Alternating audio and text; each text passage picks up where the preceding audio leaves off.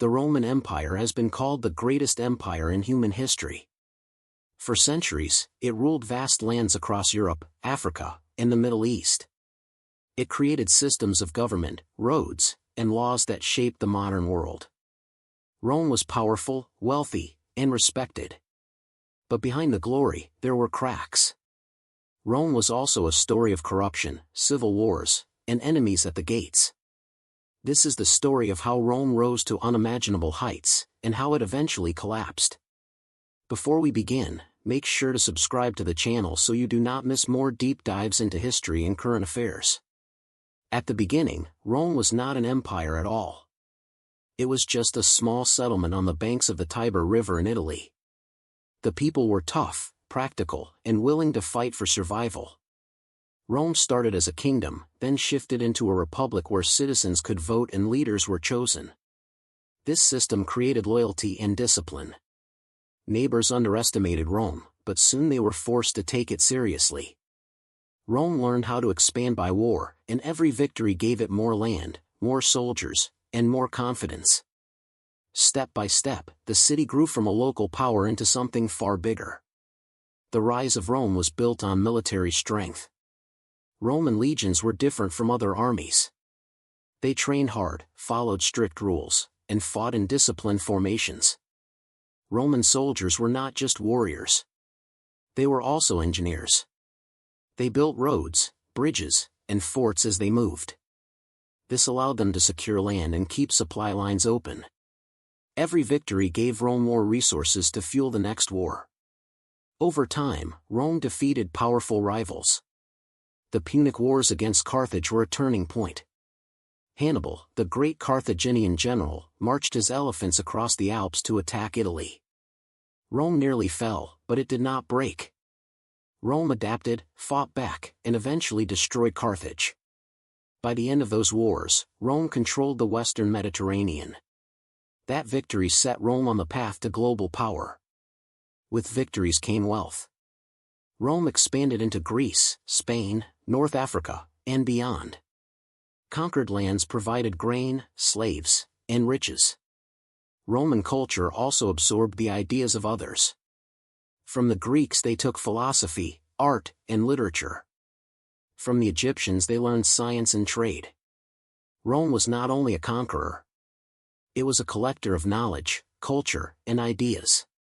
The city itself grew into a bustling center filled with temples, forums, and theaters. Citizens enjoyed baths, markets, and games. For many people, Rome seemed unstoppable. It was a place of power and prosperity. But great success also brought new problems. The Republic, which had balanced power between the people and the Senate, began to break under pressure. Wealth from conquests created massive inequality. Rich senators grew richer, while poor citizens struggled. Soldiers who fought for Rome often returned home with little reward. Many were loyal not to the Senate but to the generals who led them. Ambitious leaders saw an opportunity. They promised land and wealth to soldiers in exchange for loyalty. This shift weakened the Republic. The state no longer came first. Personal power did. Julius Caesar became the symbol of this new age. He was a brilliant general who expanded Rome into Gaul and Britain. His victories made him a hero to soldiers and common citizens. But his growing power threatened the Senate. When the Senate tried to stop him, Caesar marched his army across the Rubicon River, starting a civil war. He won, declared himself dictator for life, and reshaped Rome. But his ambition also sealed his fate. In 44 BC, senators stabbed him to death, believing they were saving the Republic. Instead, they unleashed more chaos. Civil wars followed, and eventually Caesar's heir, Octavian, emerged as the first emperor of Rome. He took the title Augustus and began a new era, the Roman Empire. Under Augustus, Rome entered a golden age known as the Pax Romana, or Roman peace. For nearly 2 centuries, Rome enjoyed stability, trade, and expansion. Emperors built roads, aqueducts, and monuments. The Colosseum became a symbol of Roman grandeur, where gladiators fought to entertain the public. Roman law was developed and spread across the empire, creating a sense of order. The Mediterranean became a Roman lake, connecting provinces from Spain to Syria. It was an age of prosperity.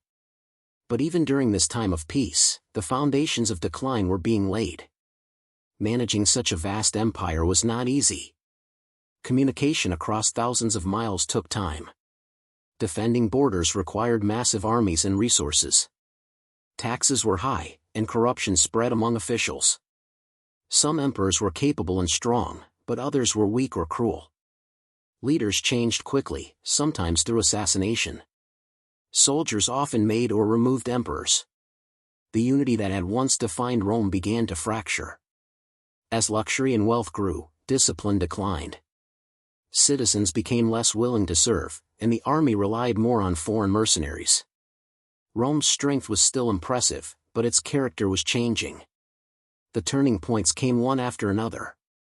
In the 3rd century, the empire faced invasions, economic collapse, and political chaos. Germanic tribes pressed into Roman lands. The Persians challenged Rome in the east. At the same time, inflation and famine weakened the population. Cities that had once been centers of life began to shrink. The empire split into rival powers, with different generals claiming to be emperor. For a while, leaders like Diocletian and Constantine restored stability. Constantine even made Christianity the official religion of the empire, forever changing Rome's identity. But the unity did not last. The Western Roman Empire became the weakest part. It suffered repeated invasions from Goths, Vandals, and Huns. The famous sacking of Rome in 410 AD shocked the world. The city that had once ruled the world could no longer defend itself. By 476 AD, the last Roman emperor in the West was overthrown. The empire that had lasted for centuries was gone. In the East, the Byzantine Empire survived for another 1,000 years, but the Western Empire had fallen into ruins. Yet Rome did not truly vanish. Its legacy lived on in law, language, and culture. Latin became the foundation of modern languages like Spanish, French, and Italian. Roman ideas of government influenced the creation of modern democracies. Roman architecture inspired cathedrals, parliaments, and monuments. Roads and aqueducts survived long after the empire collapsed. Even today, we look back at Rome as both a warning and a guide. It showed how discipline and ambition can build greatness, but also how corruption and division can destroy it. The story of Rome is not just about the past. It is about us today. Every powerful nation faces the same risks. Wealth can lead to inequality. Military might can stretch resources too thin. Division inside a society can be more dangerous than enemies outside. Rome fell, but its echoes still shape the world we live in. If you found this journey through history meaningful, make sure to like the video, share it with someone who enjoys history, and subscribe for more deep dives into the past and present. Together, we can keep learning from the stories that shaped our world.